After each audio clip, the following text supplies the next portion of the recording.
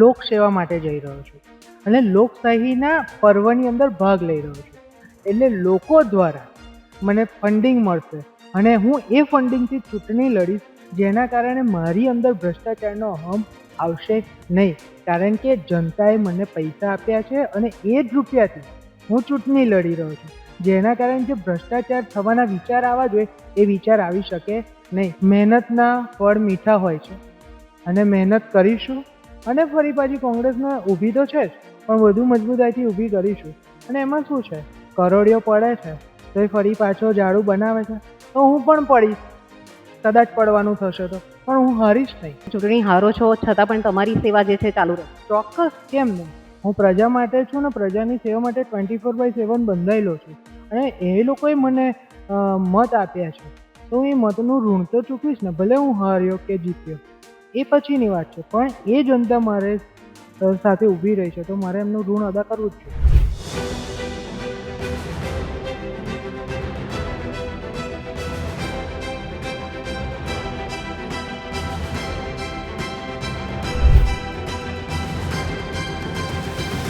ગુજરાતમાં સ્થાનિક સ્વરાજ્યની ચૂંટણીમાં રંગ જામ્યો છે અને હવે ઉમેદવારી પત્ર ભરાઈ ચૂક્યા છે અને ઉમેદવારી પત્ર ભરાયા બાદ ખરાખરીનો જંગ જામશે. જ્યારે ઉમેદવારી પત્ર પરત ખેંચવાનો સમય પતે છે ત્યારે પૂરું જે પિક્ચર છે ક્લિયર થશે કે કયા કયા ઉમેદવારો વચ્ચે જંગ જામે છે. આપણે અત્યારે છે સરદાર પટેલની કર્મભૂમિ એટલે કે કરમસદ આણંદ કોર્પોરેશન, જે પહેલા નગરપાલિકા હતું અને હવે કોર્પોરેશન બની ગયું છે અને કોર્પોરેશનની અહીંયા પ્રથમ ચૂંટણી યોજાવા જઈ રહી છે અને 13 વોર્ડમાં 52 જે સભ્યો છે, ઉમેદવારો છે, તેઓ ફોર્મ ભરશે ભાજપમાંથી કે કોંગ્રેસમાંથી.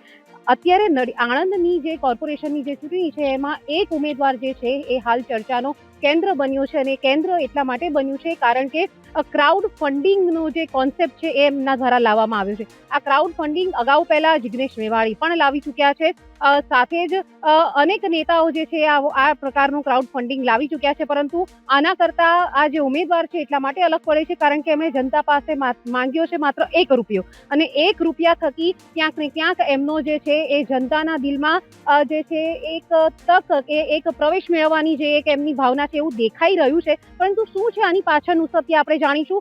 જે કોંગ્રેસના ઉમેદવાર છે હર્ષિલ દવે, જે આપણી સાથે જોડાયા છે, આપણે એમની સાથે વાત કરીશું. હર્ષિલભાઈ, પહેલું તો કોંગ્રેસમાંથી તમે ચૂંટણી લડી રહ્યા છો, તમે ક્રાઉડ ફંડિંગ માંગ્યું છે અને એ ₹1થી ₹1 માંગવા પાછળનું કારણ શું?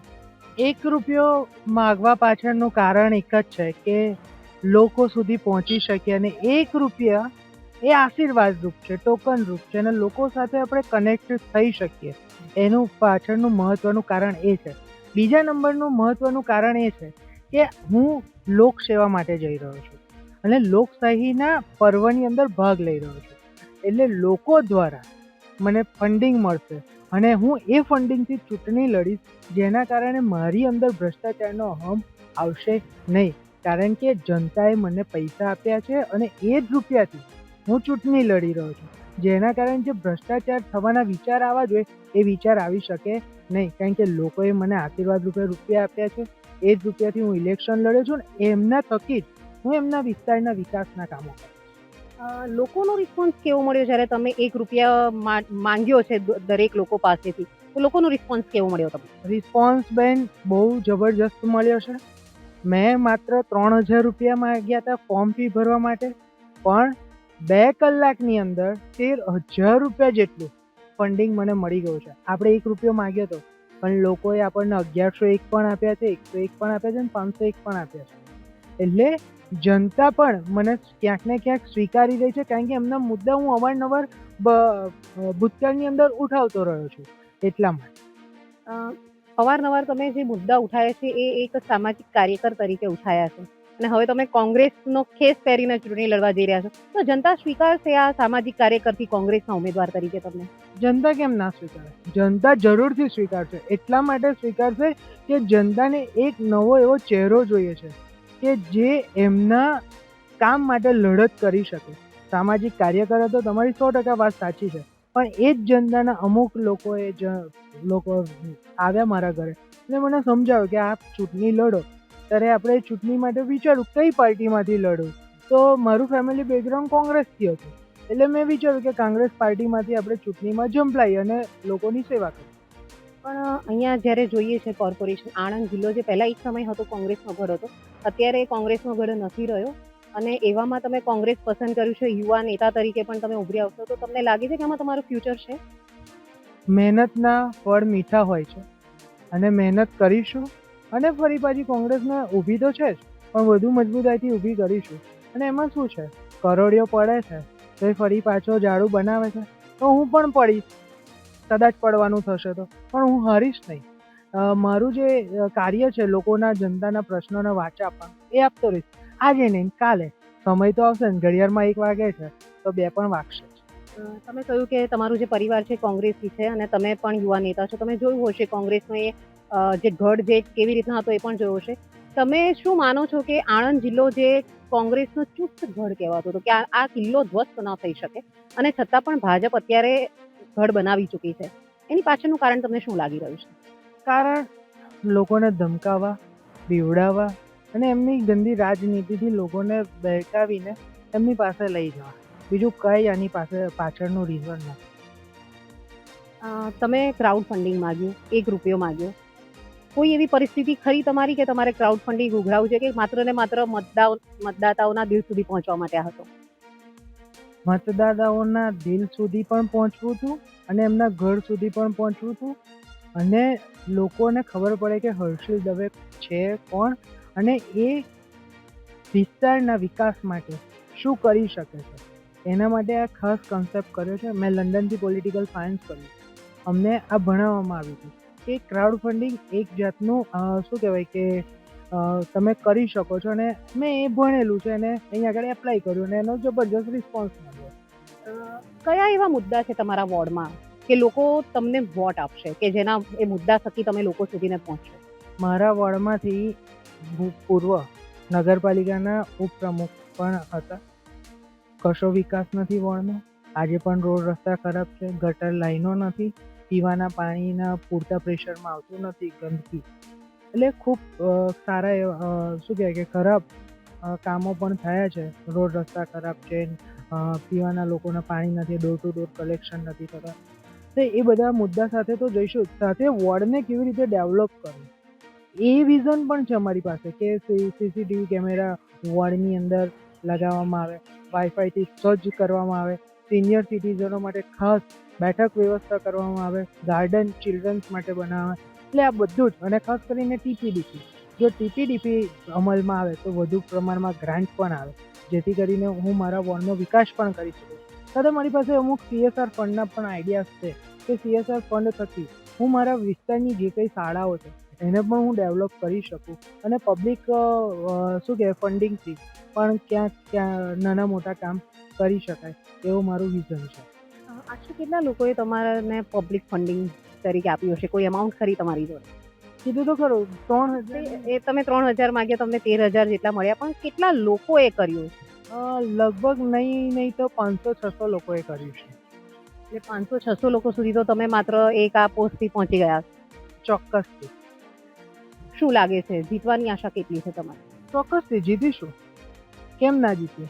લોકોના મુદ્દા લઈને જઈશું અને ઘરે ઘરે ફરીશું અને એમને સમજાવીશું કે આ તમારો કિંમતી સમય છે ને તમારો કિંમતી વોટ છે, એને વેડફશો નહીં. ના કંઈ કોઈ લોભ કે લાલચમાં આવીને વ્યક્તિ અને પાર્ટી જોઈને મત આપો. તમે કીધું પાર્ટી જોઈને મત આપશો, બરાબર. તો આણંદમાં નગરપાલિકા જે હતી એ પણ ભાજપની હતી. હવે કોર્પોરેશન છે, વિદ્યાનગર કહો કે પછી કરમસદ કહો, એ પણ ભાજપનું જ ભાજપમાં જ ભાજપ શાસિત જ પાલિકાઓ હતી અને કોર્પોરેશન બની ગઈ છે. તો તમને લાગે છે કે કોંગ્રેસના ઉમેદવારોને જીતવું સરળ રહેશે? જીતવું જો મહેનત કરશે અને નવા ચહેરાઓને પણ તક આપીશે, જીતી પણ શકે છે. અને જો નહીં જીતે તો વિરોધ પક્ષમાં પણ બેસે, તો વિરોધ પક્ષ પણ એટલો પ્રબળ મજબૂત હોવો જોઈએ કે જે પ્રજાના શું કહેવાય સમસ્યાને, જે મેયર જે બનશે કે જે તંત્ર છે એની સામે જોરદાર ધડધડ રીતે રજૂઆત કરી શકે અને એમના કામ થાય. તમે કહો છો, પણ આણંદની અને આણંદ કોર્પોરેશનમાં ઘણી બધી સીટો જે છે એ બિનહરીફ થવા જઈ રહી છે. તો લાગશે કે બધામાં વિપક્ષમાં બી બેસવા માટે સક્ષમ સંખ્યા રહેશે, કેમ નહીં રહે. એમની આ સામ દામ દંડની ભેદી નીતિ એ લોકોએ ભારતીય જનતા પાર્ટી અપનાવે છે. રૂપિયાના જોરે અમારા કેન્ડિડેટને ક્યાંક ધમકાવવામાં આવે છે, પણ અમે ડરવાના નથી, લડીશું. અને ચોક્કસથી વિરોધ પક્ષમાં પણ અમે બેસીશું અને લોકોના પ્રશ્નોને વાચા આપીશું. માણસ 3 હોય, 5 હોય કે 6 હોય, પણ જ્યારે વિરોધ પક્ષ સક્ષમ હશે તો જોરદાર ફાઇટ આપીશું. તમે સામાજિક કાર્યકર તરીકે જ્યારે લોકોની જોડે જતા હતા, તમે નગર કોર્પોરેશનમાં જઈને બંગડી પણ પહેરાવાનો પ્રયાસ કર્યો છે, કારણ કે લોકોના કામ નહોતા થતા. તમે અર્થી પણ ઉઠાઈને ગયા છો કે વિકાસ નથી થયો, ખાડામાં તમે હારતોરા પણ કર્યા છે. એ બધા કાર્યો જોઈને તમારા વોર્ડમાં લોકોનો સાથ સહકાર કેવો છે? અને જ્યારે કાર્યો કરો છો ત્યારે તમને લોકોની ટીકાઓનો પણ સામનો કરવો પડતો હશે. શું લાગે છે તમને? જો ટીકાઓનો સામનો તો કરવો જ પડે છે. જ્યારે એક કહેવત છે કે જ્યારે માણસ કંઈક હાઈપ પર જતો હોય ને તો એની પાછળ લોકો એના ટાંટિયા ખેંચવાવાળા પણ હશે. અને તમે જુઓ કે એનાથી કોઈ ફરક મને પડતો નથી. સુરતની સામે તમે ધૂળ નાખશો તો સુરત દાદાને લાગવાનું નથી. એમ મને પણ કશું ચોંટવાનું નથી. હું જનતાની સેવા કરતો રહીશ, જે પરિણામ આવશે. એટલે અગર તમે ચૂંટણી હારો છો છતાં પણ તમારી સેવા જે છે ચાલુ રહે? ચોક્કસ, કેમ નહીં. હું પ્રજા માટે છું ને પ્રજાની સેવા માટે 24/7 બંધાયેલો છું.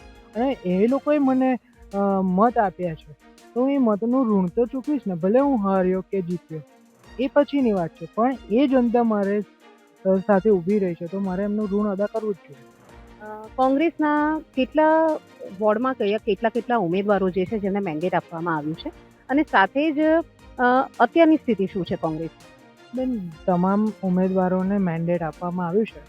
હાલની સ્થિતિ શું છે તો હજુ 3 વાગ્યા છે, એટલે હમણાં તો ખબર પડશે નહીં, પણ સાંજ સુધીમાં અમને ખબર પડશે. પણ હાલ તો અમારી પાસે એનો કોઈ જવાબ નથી. કેમ કે આ બધામાંથી તમારો જે એક કોન્સેપ્ટ અલગ આવ્યો છે કે 1 રૂપિયો જનતા પાસે માંગ્યો છે, બીજા કોઈ કોંગ્રેસના ઉમેદવારોએ નથી માંગ્યો કે પક્ષ દ્વારા પણ આવું નથી કરવામાં આવ્યું. તો પક્ષ દ્વારા તમને કંઈ કહેવામાં આવ્યું છે કે શું કોઈ વાત કરવામાં આવી છે કે 1 રૂપિયો શા માટે માંગવાની જરૂર પડે? ના, પક્ષ દ્વારા મને કંઈ કશું કહેવામાં આવ્યું નથી. હું ચૂંટણી લડી રહ્યો છું તો મારી પેનલને કેવી રીતે જીતાડું, હું કેવી રીતે જીતું, એની રણનીતિ મારે નક્કી કરવાની છે. તો હું એ રણનીતિ ઉપર કામ કરી રહ્યો છું.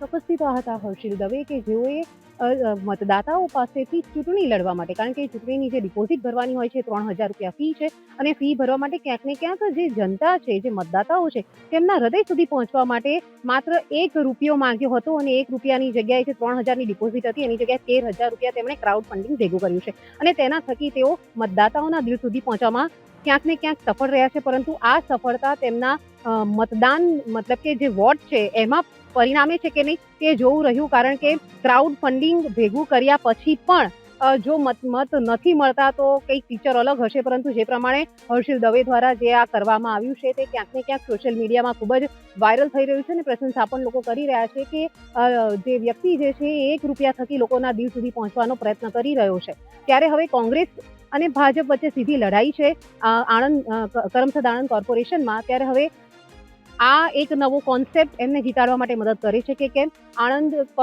કરમસદ આણંદ કોર્પોરેશનમાં ભાજપ કે કોંગ્રેસ કોણ જીતે છે તે પણ જોવું દિલચસ્પ બની રહેશે. હેતાલી શાહ, ગુજરાત તક, આણંદ.